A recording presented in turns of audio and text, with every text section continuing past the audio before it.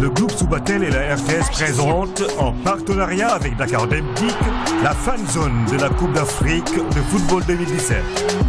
Tous les amateurs de football se donnent rendez-vous le 15 janvier sur l'esplanade du Grand Théâtre pour regarder en direct, sur écran géant, tous les matchs de la CAN 2017 dans une ambiance très chaleureuse.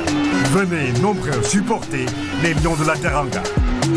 La RTS et le groupe Subatel vous proposent un riche programme avec des concerts avant les matchs, des sketchs, dans une ambiance digne des grands moments du sport. Les clubs de supporters du 12e Gaïndé, Ali Kaza et les mouvements Neretan seront également de la partie à chaque match. Pour l'occasion, Dakar Demtik, partenaire leader de la fan zone, mettra en place un service spécial de bus dans Dakar et sa banlieue après les matchs.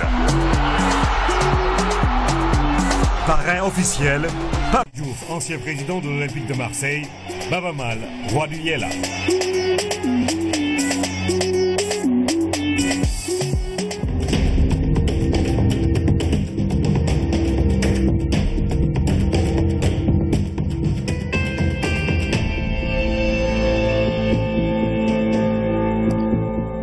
Bonsoir, l'édition de 20h avec quelques minutes de retard. Toutes nos excuses. Voici les titres de cette édition. Auto-emploi. Les jeunes de Dakar reçoivent 1,5 milliard pour le financement de leur projet. L'Agence nationale pour la promotion de l'emploi jeune a procédé à la cérémonie de remise des chèques. Ils sont plus de 600 à bénéficier de cette manne financière. Et puis, rétrospective 2016, environnement, culture sont à la une ce soir. Nous irons également avec Carlo Armadoussi dans les régions du Sud où l'actualité de l'année qui s'écoule est très fournie et diversifiée. Et puis, le massage, l'activité est en question ce soir. Dans le dossier de cette édition, nous vous invitons dans ces salles où le corps est roi. Mais hélas, depuis quelque temps, la pratique suscite bien des interrogations. Le massage entre vertu, clichés et dérive passe à la loupe dans cette édition. Et puis, les jeunes de Kédougou disent stop au VIH. La lutte contre le sida se multiplie dans cette région multifrontalière avec ses mines d'or et une zone à prolifération du virus. La région a une prévalence de 1,7, 2 fois plus élevée que le taux national. Les détails dans la rubrique santé de ce mercredi. Bonsoir à tous et bienvenue. Nous démarrons ce journal par ce communiqué du ministère des Affaires étrangères et des Sénégalais de l'extérieur suite au vote du Sénégal en faveur de la résolution 2334 du Conseil de sécurité des Nations Unies du 23 décembre 2016 sur les colonies de peuplement israélien en territoire palestinien occupé. Le gouvernement de la République du Sénégal a reçu le mardi 27 décembre 2016 la notification officielle des mesures par lesquelles le gouvernement israélien rappelle, en consultation son ambassadeur au Sénégal, annule la visite prévue en Israël du ministre des Affaires étrangères et des Sénégalais de l'extérieur, annule la présentation des lettres de créance de l'ambassadeur du Sénégal en Israël avec résidence au Caire, annule ses programmes de coopération avec le Sénégal. Le gouvernement de la République du Sénégal prend acte de ces mesures et tient à rappeler que le Sénégal, également président en exercice du Comité pour l'exercice des droits inaliénables du peuple palestinien depuis sa création en 1975, a constamment soutenu, conformément aux résolutions pertinentes des Nations Unies, la recherche d'une solution juste et équitable du conflit israélo-palestinien qui consacre l'existence de 2 États à l'intérieur de frontières sûres et internationalement reconnues. C'est dans la continuité de cette position traditionnelle fondée sur des principes intangibles de droit international que le Sénégal a soutenu la résolution 2334 du Conseil de sécurité. Le gouvernement de la République du Sénégal réaffirme son attachement au développement des relations entre États basés sur le dialogue, la coexistence pacifique et le respect mutuel de leur souveraineté. Fait à Dakar le 28 décembre 2016. 1,5 milliard pour financer des projets de jeunes.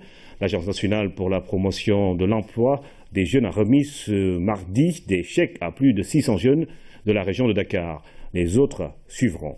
L'ANPEJ veut résorber le chômage. À terme, 2500 emplois sont attendus.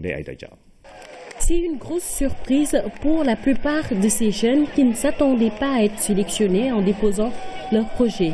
Des chèques pour leur permettre de démarrer une activité génératrice de revenus. Ben jour là, ministre de la Jeunesse Mambay, une déclaration sur télévision RTS. J'ai suivi sur la RTS la déclaration du ministre de la Jeunesse invitant les jeunes à déposer leurs projets à l'ANPEJ. J'ai donc monté quelque chose dans le domaine de la pêche et j'ai vite reçu un financement. Je demande à tous les jeunes porteurs de projets bancables de s'intéresser à cette initiative. Avec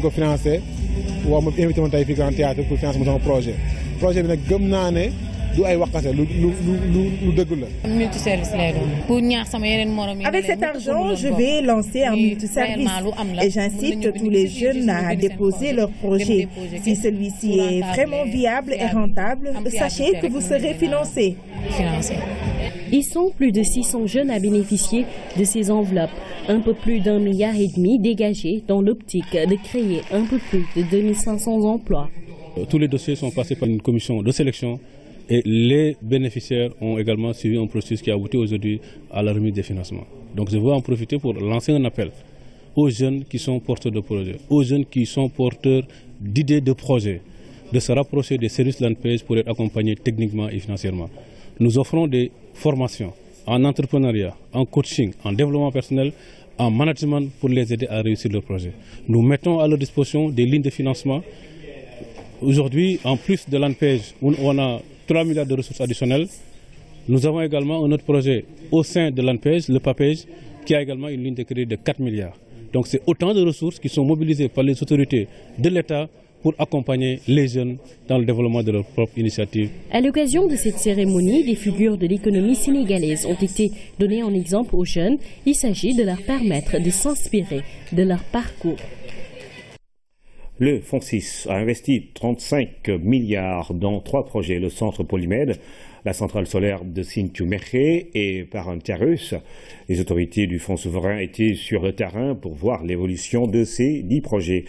Ils sont globalement satisfaits de la gérance pour Polymède et du niveau d'exécution des travaux pour la centrale de Sinthiou-Mekhe et les unes Parenterus. Ramé de Diop. Le FONSIS sur le terrain pour voir l'état des projets auquel il a participé au financement. Première étape de cette tournée, le centre Polymède de Mbour. La station d'imagerie médicale reçoit du monde. Les habitants de la commune comme les riverains viennent faire ici leur diagnostic. Je suis satisfaite de la façon dont ils travaillent, dont ils accueillent les gens. À l'époque, les malades allaient sur Dakar pour se faire soigner, mais aujourd'hui, vraiment, avec un plateau technique très élevé, vraiment, les populations de Mbour disent Alhamdulillah. Après un an d'activité, l'infrastructure se porte comme un charme et répond à toutes les attentes des différents acteurs.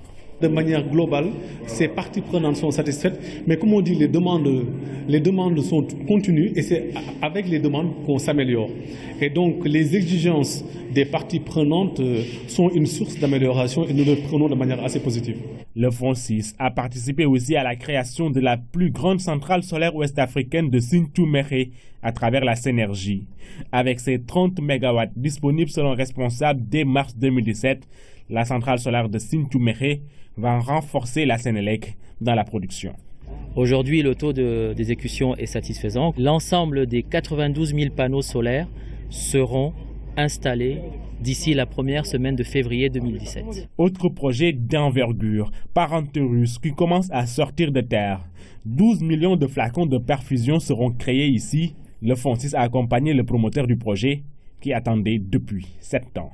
Il est clair que si on n'avait pas le FONSIS, on serait peut-être encore aujourd'hui en train de chercher des financements complémentaires. C'est le moment pour moi, après avoir visité ces 3 projets, de remercier sincèrement tous nos partenaires, à commencer par nos partenaires privés. Parce que le montant de 35 milliards, nous n'avons pu le lever grâce à nos partenaires privés. Ce sont des projets du PSE qui ont pu être financés avec peu de participation du budget ou de la capacité d'endettement de l'État. On est rassurés parce qu'on se rend compte que le FONSIS, avec ses partenaires, a respecté les délais. Il ne suffit pas seulement de valider les projets, mais il faut aussi être sur le terrain et travailler avec les partenaires. Pour l'instant, le conseil d'administration du FONSIS a validé plus de 200 milliards pour les investissements. Le Fonds souverain est en train de réfléchir sur comment multiplier les centres du genre Polymed dans d'autres structures hospitalières pour satisfaire les populations et accompagner le secteur privé. Introduction de 3 sous-projets dans le secteur de l'élevage. Pour diversifier les activités et l'offre, 2 associations d'éleveurs vont expérimenter la chèvre rousse de Marodi, le broyeur fourrager de Dosso du Niger et la viande séchée appelée Kilichi en provenance de ce même pays. Folimon Constance Diagne. Le processus fut long mais en a valu la peine. Longtemps en gestation, les 3 sous-projets ont vu le jour. L'importation de 350 couples de chèvres rousses de Marodi, de 10 broyeurs fourragers de Dosso, ainsi que la formation aux techniques de fabrication de la viande séchée appelée Kilichi. Le chemin était très difficile, était trop long. Mais on a pu œuvrer, on a pu travailler ensemble en équipe, rien que pour pérenniser ce projet. La technologie est là, c'est des preuves, c'est du concret. Mais ce que nous cherchons, c'est la pérennisation de ce projet. Ce projet a été introduit en 1963 au Sénégal. Mais les chèvres actuellement sont éradiquées dans notre cheptel à cause de manque de suivi. Ce que nous avons vu au Niger, Madame le ministre, nous vous demandons de réhabiliter les semelles de l'élevage pour conserver cette race. Nous sommes convaincus que la durabilité de toutes ces initiatives repose sur une bonne structuration de ces filières et interprofessions basée sur une bonne représentativité, une bonne légitimité des leaders, une gouvernance efficace des filières portée par les acteurs eux-mêmes et fondée sur des valeurs cardinales de transparence, d'efficacité, de don de soi au profit du plus grand nombre. Ce projet de transfert régional de technologie entre dans le cadre du programme de productivité agricole de l'Afrique de l'Ouest. Avec ces différentes initiatives, le secteur de l'élevage pourrait plus s'intensifier et mieux bénéficier aux acteurs, mais faudrait-il le pérenniser? Le plan sénégalais émergent, c'est une vision de longue portée. C'est ce genre de projets qui sont vraiment porteurs pour nos populations, pour le petit peuple. Je me rappelle très bien qu'au Niger, nous avons aussi le programme de renaissance, c'est-à-dire revoir tout ce qui permet à nos populations d'être eux-mêmes, tout ce qui permet à nos populations de se reconnaître dans tout ce qu'ils font. Eh bien, c'est ça la base de tout développement. L'ambition du chef de l'État de faire de l'élevage un des leviers majeurs de notre développement économique ne fait plus l'ombre d'un doute chez les éleveurs et professionnels de l'élevage, compte tenu des nombreuses initiatives qu'il a prises en faveur de l'élevage et que je me garderai de citer ici, car étant gravées aujourd'hui dans la mémoire de chaque éleveur du fait de leur portée économique et sociale. Il me plaît donc de noter que le changement de paradigme attendu des acteurs pour renforcer davantage leur résilience face au changement climatique et leurs corollaires, pour augmenter la productivité et la compétitivité des exploitations d'élevage et assurer leur promotion socio-économique, est en train de s'opérer éloquemment à travers ces 3 sous-projets. Une remise symbolique d'un couple de chèvres rousses a été faite à l'ancien ministre du Développement durable. Des diplômes de participation ont été décernés aux 47 bouchers bénéficiaires de la formation sur les techniques de fabrication du kilichi qui a amusé la bouche de beaucoup d'invités. Le Sénégal a célébré hier, 27 décembre, la journée mondiale de l'enseignant. Cette année, le thème est axé sur la valorisation des enseignants et l'amélioration de leur statut professionnel. La cérémonie officielle s'est déroulée au Théâtre national Daniel Sorano en présence du ministre de l'Éducation, Serine Baïkam, annonce de belles perspectives pour le corps enseignant comme le Grand Prix du chef de l'État et le Prix mondial de l'enseignant, Pape Kolingam. C'est une salle de Sorano pleine de monde qui a abrité la journée mondiale de l'enseignant. Ce 27 décembre 2016 marque un tournant décisif dans la vie de la communauté éducative sénégalaise. Au nom du comité d'organisation, permettez-moi de vous dire combien nous sommes honorés de vous compter aujourd'hui parmi nous pour commémorer la Journée mondiale des enseignants et enseignantes. Le thème de cette année illustre parfaitement la volonté politique du président de la République de revaloriser l'enseignant et d'améliorer son statut professionnel. L'édition 2016 de la Journée mondiale de l'enseignant a été placée sous le signe de l'innovation, d'abord avec l'augmentation de la subvention du chef de l'État à hauteur de 10 millions de francs CFA et le parrainage des activités par 2 enseignants distingués dans leur profession. Je reçois donc la présente distinction avec beaucoup d'humilité. J'encourage donc les plus jeunes de nos collègues à persévérer dans l'effort pour mériter la reconnaissance des élèves, des étudiants, des parents, des collègues de l'État ou des institutions qui nous emploient. En portant votre choix sur ma modeste personne, vous avez voulu rendre un hommage appuyé à toutes les femmes enseignantes qui, en plus de leur foyer, s'évertuent à exercer correctement leurs charges professionnelles. Les femmes enseignantes méritent la reconnaissance de toute la nation. Le gouvernement du Sénégal, conscient de l'importance de l'éducation dans la vie d'une nation, a entrepris d'énormes mesures visant à améliorer le statut professionnel de l'enseignant. Un certain nombre de décisions ont été prises par le gouvernement qui petit à petit montrent que on s'intéresse à la fonction enseignante qu'on veut valoriser.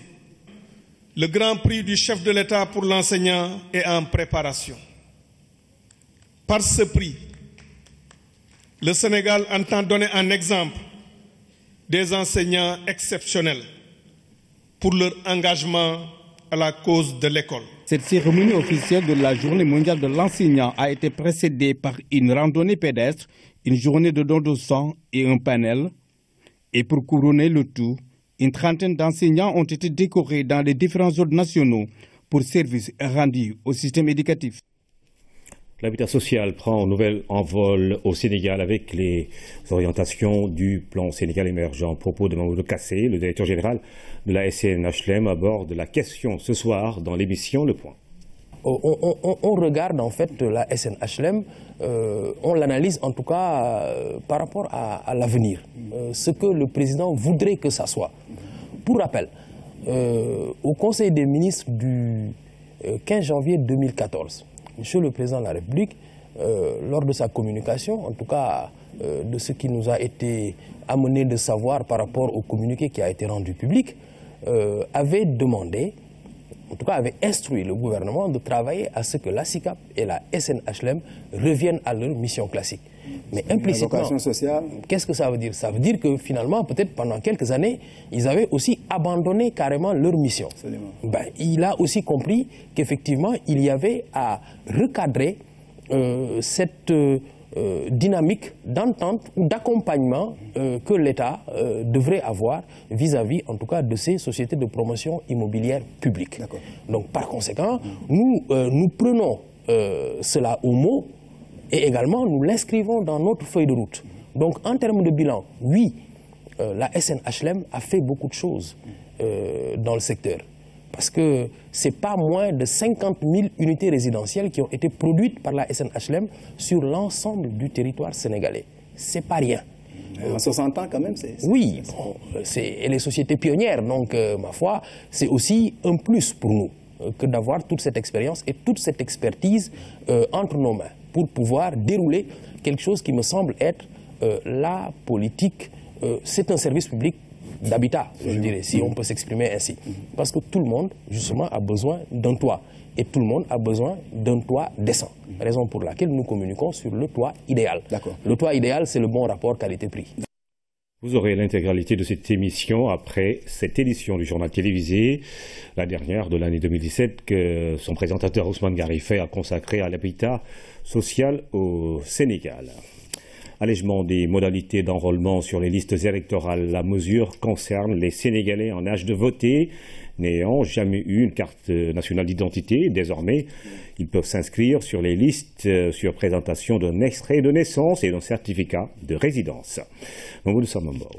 Les Sénégalais ayant l'âge de voter, c'est-à-dire 18 ans révolus, et qui, jusqu'au jour d'aujourd'hui, n'ont jamais disposé de carte nationale d'identité, peuvent, à partir de maintenant, se faire enrôler par les commissions administratives de refonte des listes électorales. Pour accéder à cette facilitation, deux seules conditions. Une présentation d'un extrait de naissance accompagné d'un certificat de résidence. Que l'on réside à l'intérieur ou à l'extérieur du pays. En résumé et en définitive, l'électeur doit se munir, s'il est à l'intérieur du pays, soit de l'ancienne carte nationale d'identité numérisée plus photocopie, soit de sa carte d'électeur numérisée et une photocopie, soit, comme désormais admis, un extrait de naissance datant de moins d'1 an, accompagné d'un certificat de résidence. Pour le Sénégalais de l'extérieur, un passeport numérisé ordinaire est la photocopie de la page contenant le numéro d'identification nationale. Cet allègement des modalités d'enrôlement des citoyens au niveau des commissions administratives de refonte des listes électorales est une décision du chef de l'État, décision prise par décret numéro 2016-2034, modifiant le décret 2016-1535 du 29 septembre dernier, décret relatif à la refonte partielle des listes électorales. À ce jour, les commissions administratives se sont déployées dans toutes les circonscriptions du pays. Sur l'étranger, elles se déploient progressivement. Objectif, permettre à tout citoyen qui le désire de se faire enrôler. Le directeur général des transports vient de boucler une tournée dans la région de Tambacounda. Cher Omar Gaye a effectué le déplacement pour sensibiliser et informer sur les nouvelles réformes mises en place. Toutes les dispositions ont été prises afin de réglementer le sous-secteur du transport. Elles sont 500 personnes à perdre la vie chaque année au Sénégal pour cause d'accidents routiers. Tambacounda enregistre les 25% de ce taux, c'est-à-dire 100 personnes par an. Alors, il urgeait de se mettre autour d'une table pour un diagnostic sans complaisance de la situation. 25% des décès nationaux, c'est sur la route de Tambacounda. C'est considérable. Donc il nous faut agir. Il faut dépassionner le débat et agir en citoyen, oublier les intérêts personnels et œuvrer vraiment pour le bien-être de nos populations, pour la sécurité de nos populations. C'est ça notre sacerdoce, c'est ça notre mission. Toujours indexés, les professionnels du transport routier ont élevé cette fois-ci la voix pour dénoncer. Si l'État nous accompagnait en nous soutenant en tant que responsable de syndicat, qu'on se déplace dans les régions, qu'on essaye de parler, regrouper les chauffeurs, leur parler, je pense que finalement on aurait ce qu'on souhaiterait. Également, moi-même, personnellement, j'ai eu à faire des propositions plusieurs fois, des rencontres. J'ai dit pourquoi ne pas faire des tableaux des carnets de bord dans les véhicules de transport professionnels.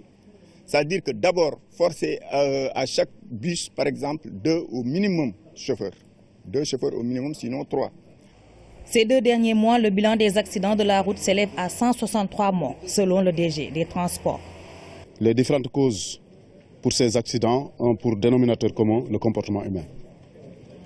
C'est des dépassements dangereux, c'est des conduites en état de somnolence, c'est des conduites en utilisant des psychotropes comme la drogue, comme tout ce qui est en tout cas produit dopant, qui met en danger la vie des usagers et de nos concitoyens.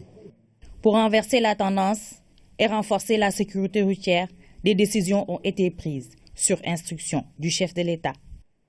En général, les sanctions sont de 4 natures. Des sanctions pécuniaires qui sont prévues. Il y a des sanctions qui sont prévues sur la carte grise. Donc, il y a des sanctions qui sont prévues sur le véhicule, donc on peut même confisquer le véhicule.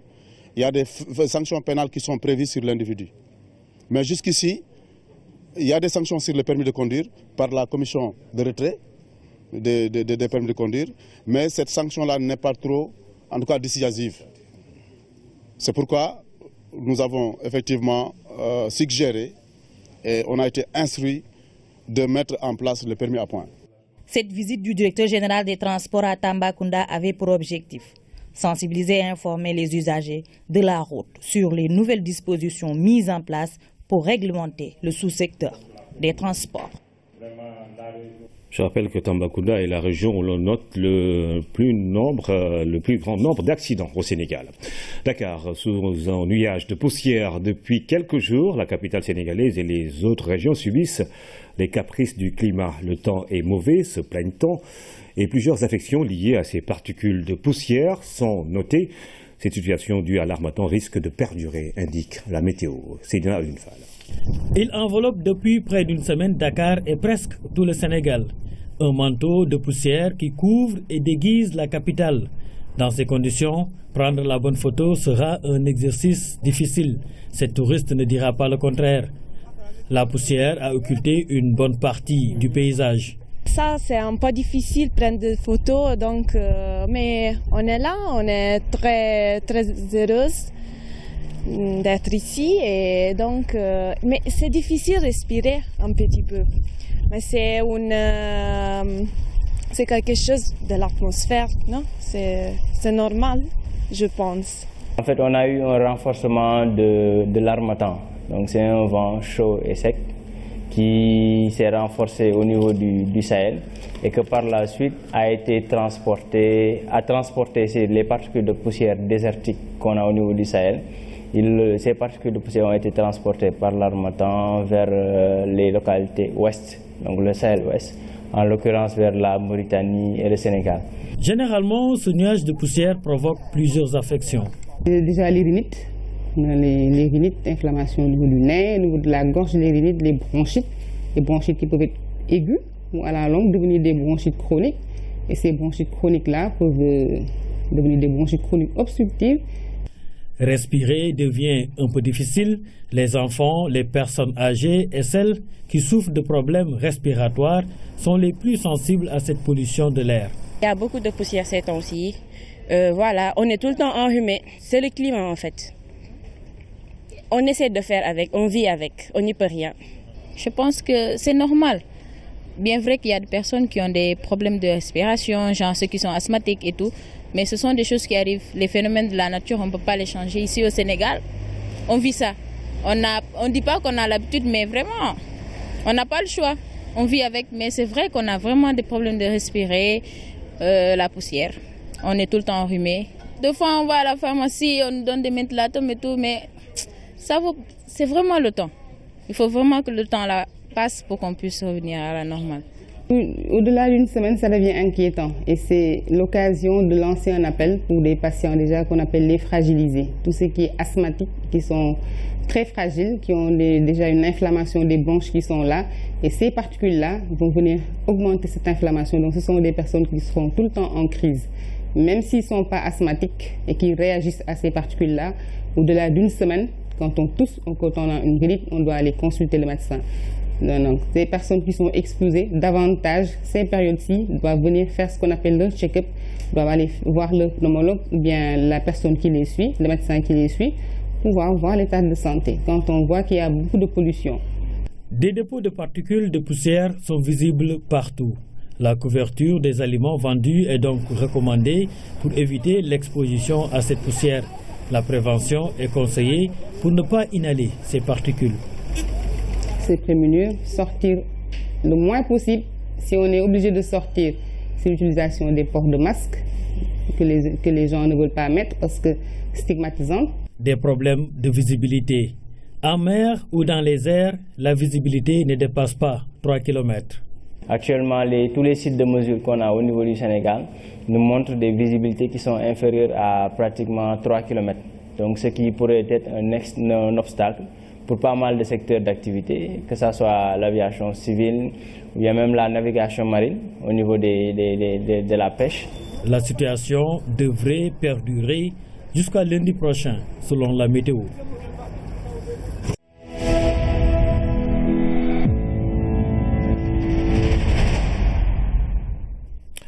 L'environnement, nous en parlons dans la rétrospective 2016. Thierno, je donne déjà le ton.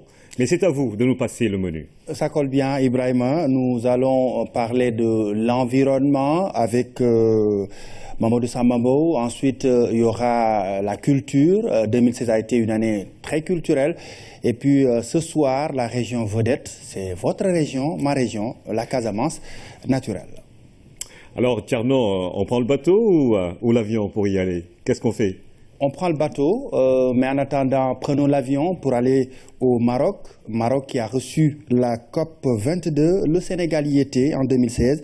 Cette année, notre pays a aussi acquis des centrales solaires et les tout premiers financements du Fonds vert, un environnement, un ensemble de faits revus ici par Mamadou Sambambo. Fait marquant de la vie politique nationale, le référendum de 2016 l'a été aussi pour la problématique environnementale. La réforme a, en effet, constitutionnalisé l'appartenance des ressources naturelles au peuple, réaffirmé la défense, la préservation et la restauration des écosystèmes avec un œil beaucoup plus regardant sur les impacts environnementaux des projets et programmes de développement. L'option étant la durabilité. Ces orientations s'inscrivent en droite ligne des textes, recommandations et accords internationaux, dont celui de Paris sur le climat. Le Sénégal le ratifiera en septembre 2016, précisément le 21 à New York. Avant d'assister à son entrée en vigueur, nous sommes le 16 novembre à Marrakech lors de la COP 22. Une conférence au cours de laquelle négociateurs, experts et officiels sénégalais jusqu'au plus haut sommet ont pesé de tout leur poids sur la prise de décision. Pour montrer la voie, le Sénégal s'est doté en 2016 de 2 centrales solaires pour une puissance cumulée de plus de 30 MW, signant ainsi une entrée dans l'ère de l'énergie propre, de bon augure pour la mise en œuvre de la contribution nationale à la lutte contre le réchauffement climatique. 2 financements du Fonds vert climat, d'un montant total de 26 millions de dollars, sont acquis en 2016, le premier porté par le Centre de suivi écologique et le deuxième par le ministère de l'Urbanisme. Ces financements vont servir à l'adaptation avec des activités de restauration de sol et de lutte contre les inondations. L'efficacité énergétique articulée au bâtiment a aussi bénéficié en 2016 d'un financement de 2 millions de dollars au moment où l'ASER, Agence d'électrification rurale, signe avec la Banque mondiale pour 5 milliards CFA en vue d'accélérer son programme. La lutte contre la déforestation et le trafic de bois s'est intensifiée durant l'année 2016. Les eaux et forêts ont d'ailleurs appelé les forces armées en renfort. 2016, c'est aussi une intense réflexion et des ébauches de schémas d'exploitation et de gestion durable des réserves nationales de gaz et de pétrole. Mamadou Sambambo, rajoutons 2 faits enregistrés pendant le mois de décembre, ce mois même. Un incendie avec 2 morts à la décharge de Mbebes et la fermeture de l'usine Senchim.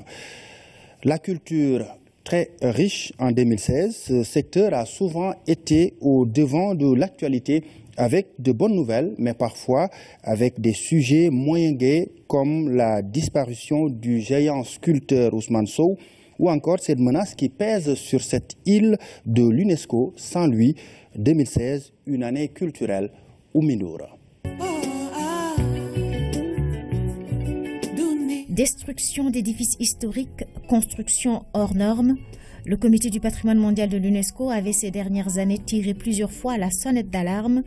Si rien n'était fait, l'île de Saint-Louis, classée au patrimoine mondial de l'humanité en 2000, pourrait être retirée de cette liste. Le dernier avertissement est tombé en 2016 et il a été cette fois-ci, semble-t-il, entendu par l'État qui se mobilise pour arrêter le massacre architectural de la ville tricentenaire. Un plan d'action vient d'être annoncé par le Premier ministre en attendant le passage des experts de l'UNESCO prévu en mars.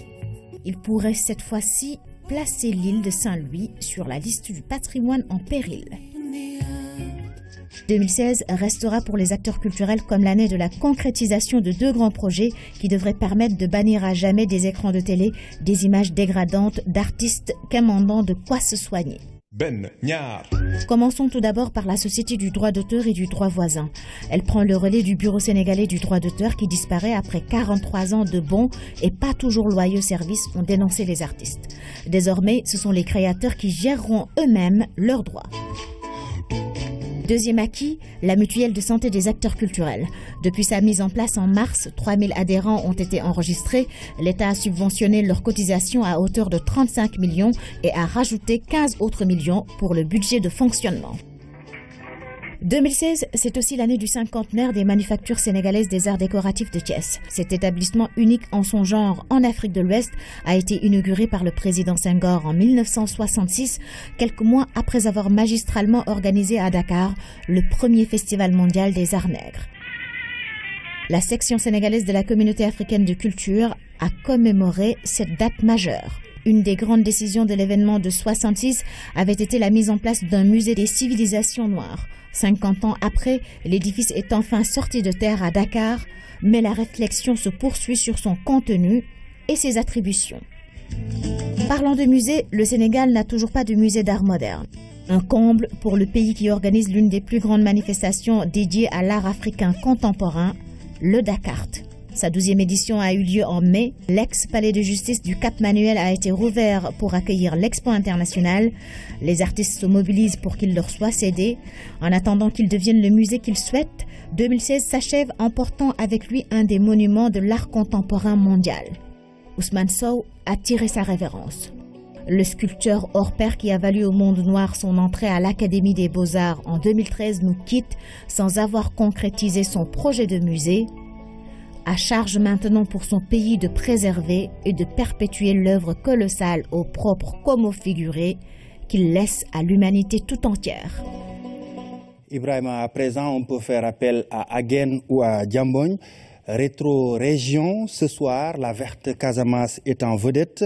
En 2016, la relance des activités économiques a évolué entre Sédhiou, Kolda et Ziguinchor. Plusieurs secteurs d'activité affichent un dynamisme nouveau. Nous retrouvons notre reporter permanent à RTS 4 Ziguinchor, Saliou Moussamane plutôt. De Ziguinchor à Kolda en passant par Sédhiou, l'année 2016 a été traversée par une série d'événements, parmi lesquels la levée de la restriction sur la destination Casamance par le Quai d'Orsay semble être un événement majeur. En effet, de tout temps, cette mesure qui déconseille les touristes français à visiter la Casamance a toujours été une vieille doléance des professionnels du tourisme. Cette levée de la sanction vient renforcer ainsi les efforts fournis par le gouvernement du Sénégal pour relancer l'activité touristique en Casamance. Autre secteur qui a retenu notre attention, l'environnement, avec le trafic illicite de bois. La lutte dans les 3 régions de la Casamance a pris un nouvel élan. En décrétant la fin du pillage des ressources naturelles, le président de la République a par la même occasion instruit les ministres de l'Environnement, de l'Intérieur, des Forces armées à mener des actions hardies à travers leurs troupes pour éradiquer le phénomène, suffisant pour que ce fléau des temps modernes inspire le thème de la journée des Forces armées. Conséquence, la collaboration entre les forces de défense et de sécurité a permis d'avoir des résultats encourageants. De Médina Yoro Fula en Haute-Casamance à Djoulou, en Basse-Casamance, ce sont des centaines de tonnes de bois, autant de charrettes et de véhicules qui sont saisis. La lutte menée a permis à la peur de changer de camp. Dans le domaine de l'agriculture, l'autosuffisance en riz prônée par le président de la République semble être en bonne voie, grâce à un don d'équipements reçu des programmes et projets de l'État. Le PPDC, qui est entré dans sa 2e année de mise en œuvre, a octroyé des équipements aux producteurs des 3 régions. Des équipements qui ont permis d'emblaver des milliers d'hectares, surtout dans l'Anambé. Les productions de cette année sont prometteuses. Dans la même foulée, le renouvellement du capital semencier dans les régions de Sédhiou et Kolda se concrétise grâce aux efforts du PAPSEN Pays. Il s'y ajoute l'intervention du PRODAC qui a fait renaître le domaine de CFA à Sédhiou, avec des agriculteurs modernes issus des écoles et instituts de formation. L'élevage n'est pas en reste. Ziguinchor a abrité la première foire du porc, un secteur que la tutelle entend développer dans le sud pour approvisionner le marché sous-régional. Quant à la pêche, elle a encore de beaux jours. Après la pose de la première pierre pour la construction du quai de pêche de Boudodi, c'est autour de la région de Sédhiou. Grand centre de pêche en Casamance, Goudomp aura bientôt son quai de pêche. Le secteur de l'enseignement a eu aussi son lot d'activités avec l'université Assane Seck de Ziguinchor qui s'agrandit de plus en plus. D'autre part, elle affirme son rang d'université internationale en abritant des colloques, Aujourd'hui, elle étend ses tentacules jusqu'à Kolda où 2 UFR sont en construction pour accueillir près de 1000 étudiants. Cerise sur le gâteau, Médina Yoro Fula étrenne son premier centre de recherche et d'essai, un outil qui va permettre aux jeunes de ce département d'avoir accès aux nouvelles technologies. Toujours dans l'éducation, le problème des abris provisoires et des constructions a retenu l'attention du ministère de l'Éducation nationale. 2 CRD sont tenus dans les régions de Sédhiou et Ziguinchor pour offrir aux élèves des conditions d'études adéquates. 26 septembre 2002, 26 septembre 2016, voilà 14 ans que le naufrage du bateau le Joola est commémoré. Le mémorial tant souhaité par les familles des victimes verra bientôt le jour. La maquette présentée, le site identifié, les premiers coups de pioche vont bientôt suivre. Terminons par cette note qui nous replonge dans la pure tradition ancestrale des Joola du Kassa. Le royaume des Saoud vient d'avoir sa première reine. Clémence Diédhiou porte désormais le nom de Assénon Louyane. Aux côtés de son mari Silondé Bil Sambou, ils vont présider les destinées de ce royaume, perpétuant ainsi un patrimoine immatériel vieux de plusieurs siècles. Djibolor, Médina Yoro Fula, en tout cas partout en Casamance, c'est la culture, Ibrahima. C'est une région, une zone très culturelle. Ah oui, Tierno, vous avez raison de le dire. Alors, nous avons fait le nord, à Matam, nous étions dans le sud. Qu'est-ce que vous nous proposez pour demain? Demain, la région vedette, c'est la région nord, aussi ma région. Je vous l'avais dit hier, Matam était ma région, Casamance est ma région. Demain, c'est Saint-Louis, ma ville natale, notre région, à nous tous. Saint-Louis, une ville ancienne. Mindour en a parlé tout à l'heure dans sa rubrique. On en parle demain avec Diana Badia. Ensuite, la rubrique Inter, la rétro-Inter, ce sera avec Pabouna Thiaw. Nous parlerons de l'actualité africaine en 2016 et de toute l'actualité internationale en 2016. Sport, ce sera l'affaire d'Ibrahima Mboup. Ibrahima. Forcément, on va bien voyager demain. Restez en bonne santé, Tierno. À demain. À demain.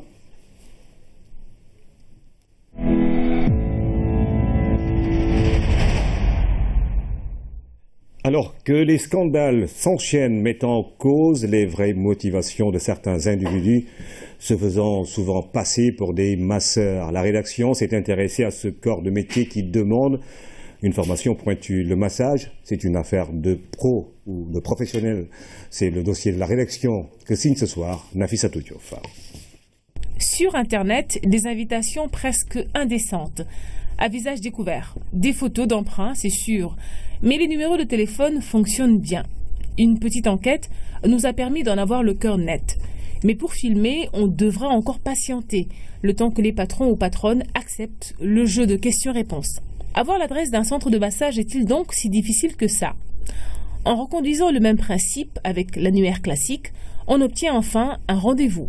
Mieux, 3 structures ont accepté de nous ouvrir grandes leurs portes pour parler du métier, de leurs attentes, mais aussi des difficultés qu'ils rencontrent.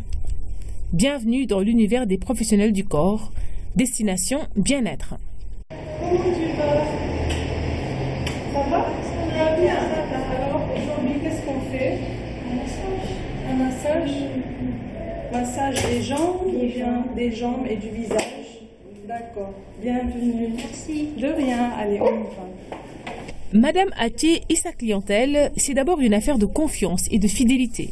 C'est un vrai bien-être, ça m'a détendu, et voilà quoi. Dieu beauté est vraiment bien. Fait dans les règles de l'art, le massage donne ça. Chute, on tourne.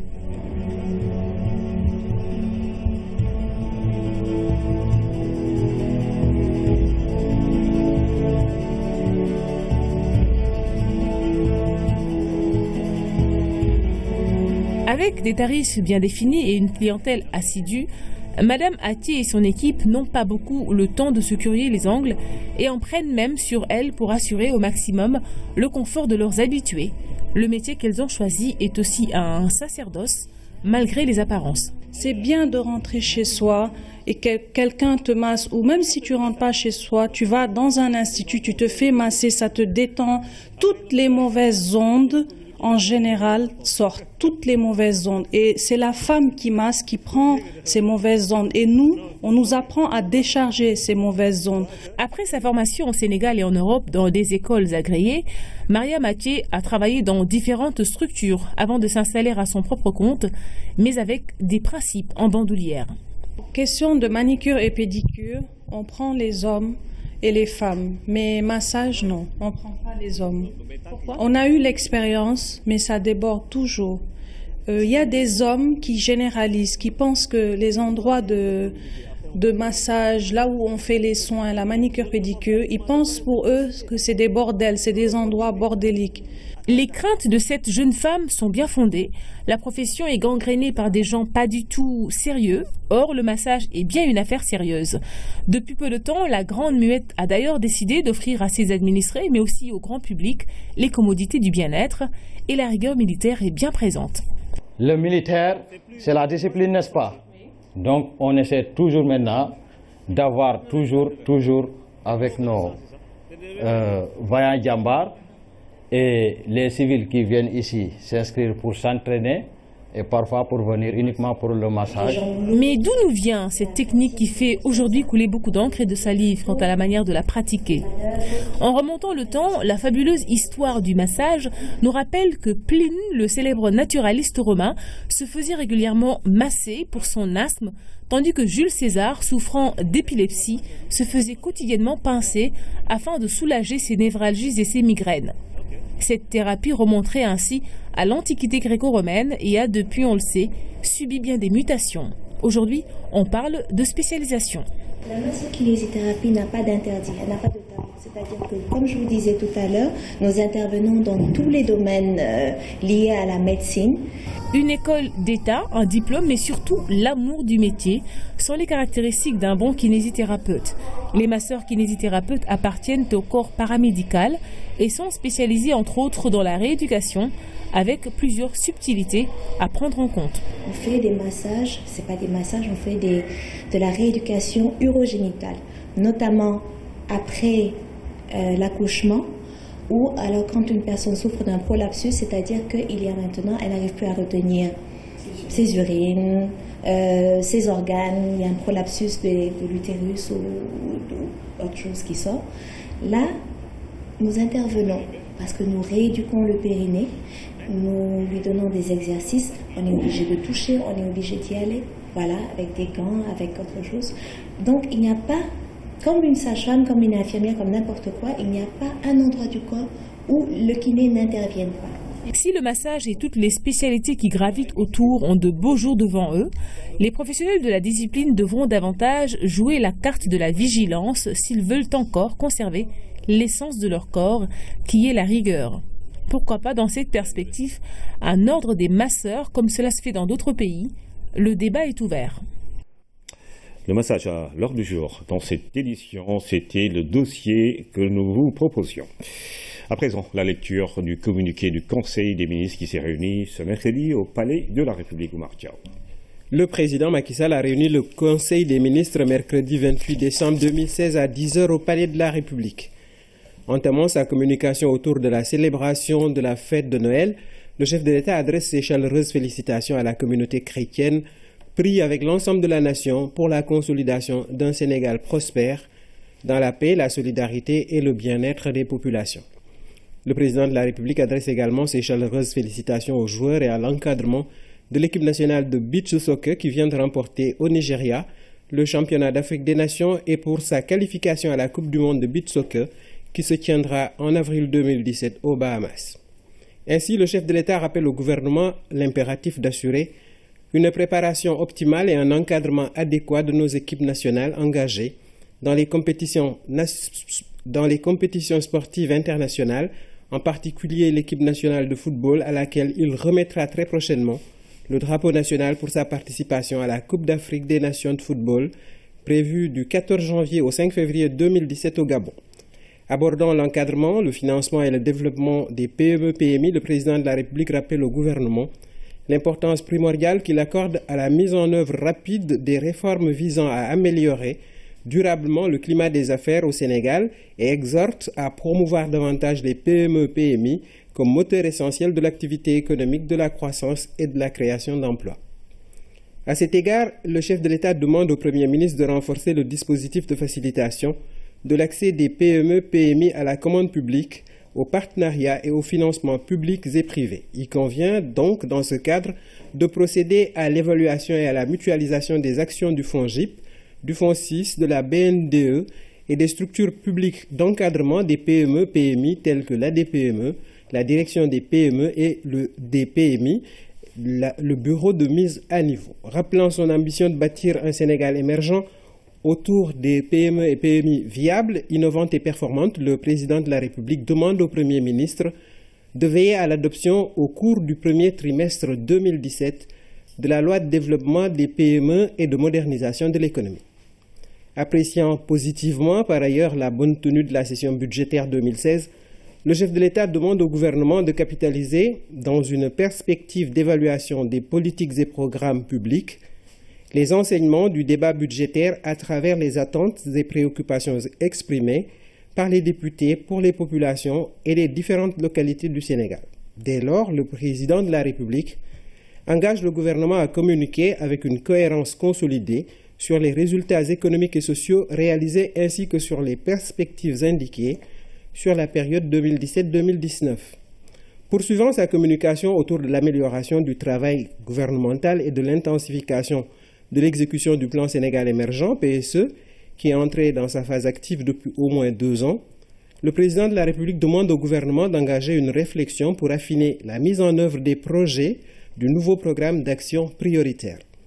Le chef de l'État a clos sa communication sur son agenda diplomatique en informant le Conseil de sa participation à la 50e session ordinaire de la conférence des chefs d'État et de gouvernement de la CEDEAO le 17 décembre 2016 à Abuja et de sa visite en France du 18 au 22 décembre 2016 à l'invitation du président François Hollande.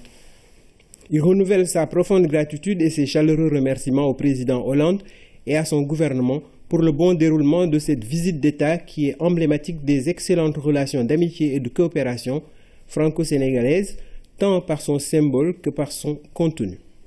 Appréciant enfin le vote en faveur de la résolution 2334 du Conseil de sécurité de l'Organisation des Nations Unies sur les colonies de peuplement israélien en territoire palestinien occupé, le président de la République, après avoir rappelé la continuité historique de la position de notre pays sur le sujet et les principes intangibles du droit international qui la fondent, a rappelé l'attachement du Sénégal au développement de relations entre États basées sur le dialogue, la coexistence pacifique et le respect mutuel de leur souveraineté.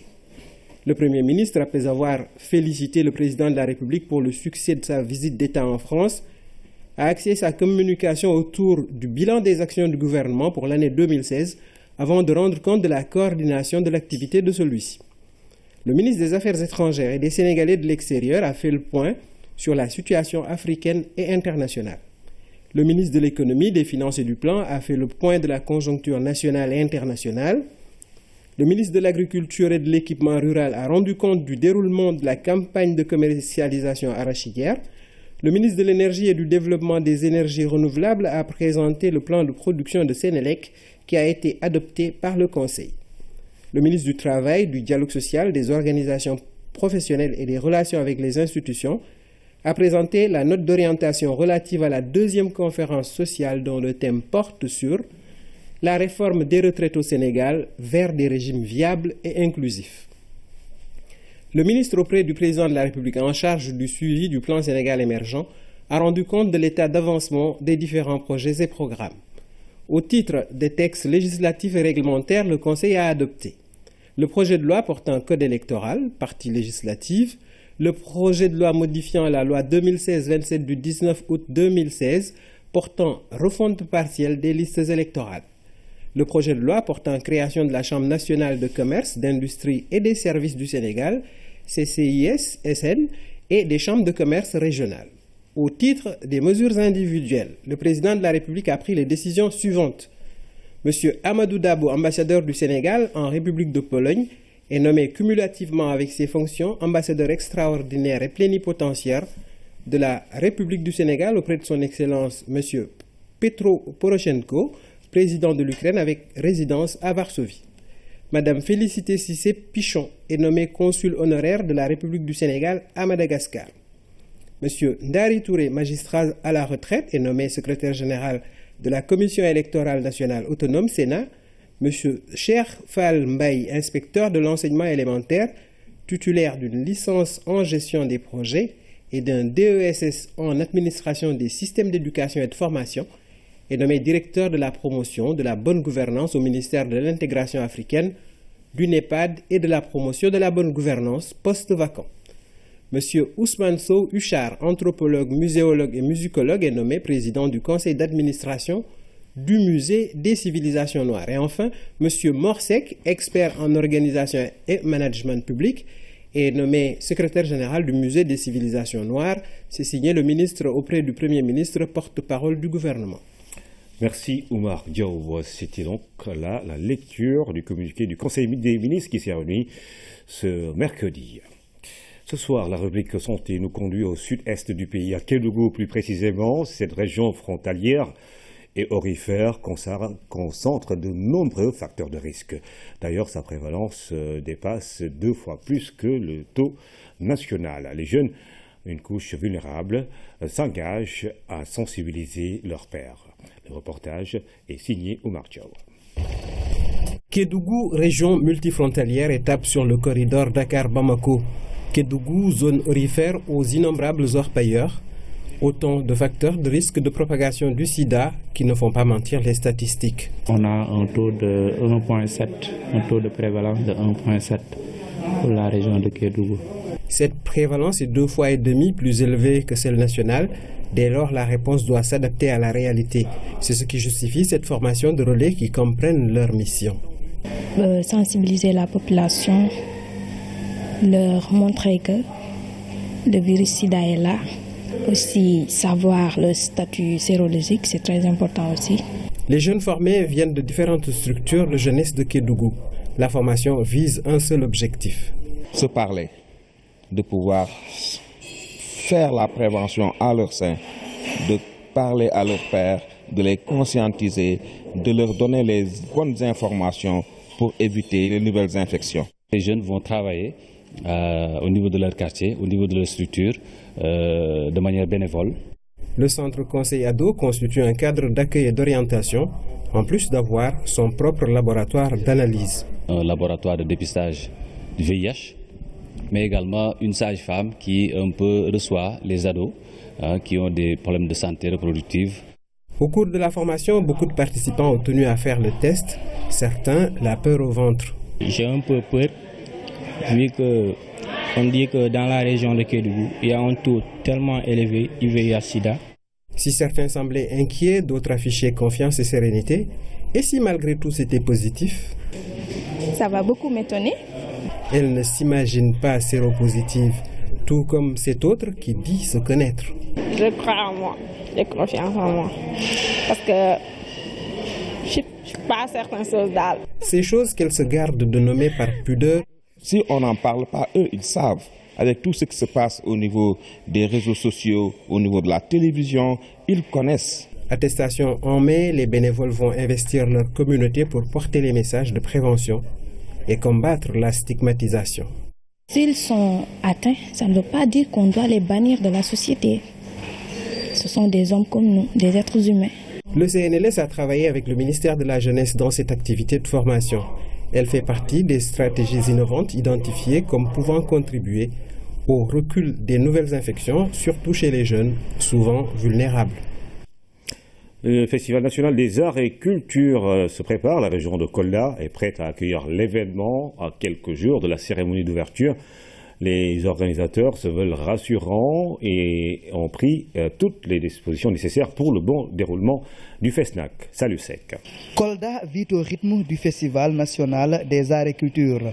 Une ambiance de fête est notée dans les différentes grandes artères.